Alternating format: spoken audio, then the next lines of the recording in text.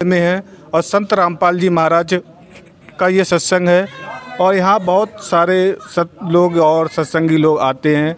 यहाँ पर आसपास के जितने भी गांव के लोग हैं इनसे जुड़े हुए हैं वो सब यहाँ आएँ और सत्संग सुने और उसके अनुसार अपने जीवनचर्या में बदलाव देखें।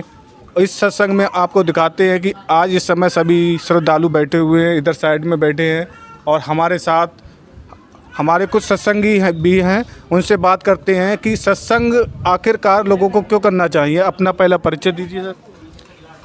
सत्साही, मेरा नाम दुर्गा प्रसाद दास है, ग्राम पनबड़िया का रहने वाला हूँ। और सत्संग में सभी आत्माएं इसलिए आती हैं कि अपने आत्म कल्याण के लिए, अपनी दुख दारिद्र भी यहाँ पर सही होते हैं और परमात्मा का सच्चा ज्ञान है। ये सभी शास्त्रों के अनुकूल है, शास्त्र विरुद्ध नहीं है। जो और संत हैं वो शास्त्रों के विरुद्ध ज्ञान दे रहे हैं, उनका ज्ञान व्यर्थ है। हमारे सतगुरु रामपाल जी महाराज शास्त्रों के अनुसार ज्ञान सुनाते हैं और ज्ञान बताते हैं। इससे सभी भक्तों को अधिक से अधिक लाभ होते हैं। कैंसर जैसी भी बीमारी खत्म हो जाती है भक्ति करने से। लेकिन कल मैंने देखा, कल आसाराम बापू को 3 माह के लिए अंतरिम बेल दी थी, लेकिन लोगों का ये मानना है कि संत रामपाल जी महाराज आखिरकार कब लोगों से जुड़ेंगे, क्योंकि अभी इस समय हिसार जेल में हैं और आगे उन पर केवल एक ही केस रह गया, जो एक केस में उन पर मुकदमा चल रहा है। बाकी जो 13 केस हैं उन पर बरी हो गए हैं।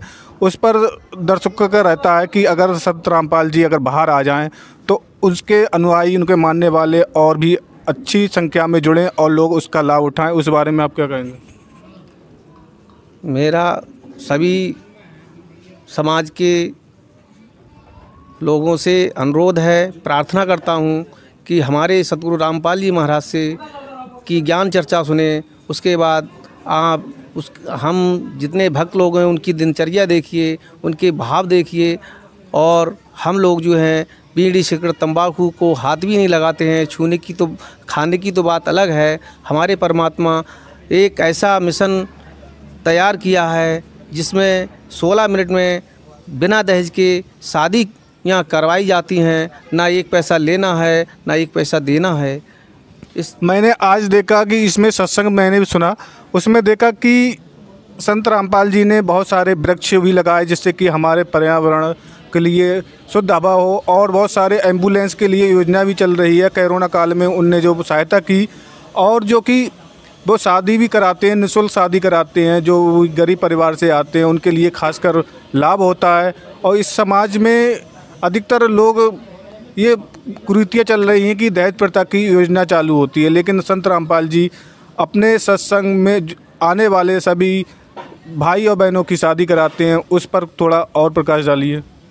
हमारे गुरुजी संत रामपाल जी महाराज ने दहेज मुक्त शादियाँ कराने का एक बीड़ा उठाया है कि समाज में ये बहुत बड़ी कुरीतियाँ हो गई हैं, जिसमें कि हमारी बहन बेटियों की हत्या कर दी जाती है दहेज के कारण। इसलिए दहेज मुक्त शादियाँ कराई जाती हैं। तो आज जो सत्संग हो रहा है उसका आज का विषय क्या था, जिससे कि आज हमने देखा कि जो कि नवदुर्गा होते हैं उसमें गीता के उपदेश दिया था, मैं भूल गया कौन सा श्लोक में है। उसमें संत रामपाल जी ने कहा था कि ना कम खाने वाला अपने आप को पूर्ण परमात्मा के लिए पकड़ सकता है, ना अधिक खाने वाला, ना अधिक सोने वाला, ना कम सोने वाला। तो इस प्रकार की हम नवदुर्गा आखिर क्यों ना मनाएं कि जिससे कि हम अपने परमात्मा को प्राप्त करें। इस पर कुछ आज के सत्संग के बारे में बताइए।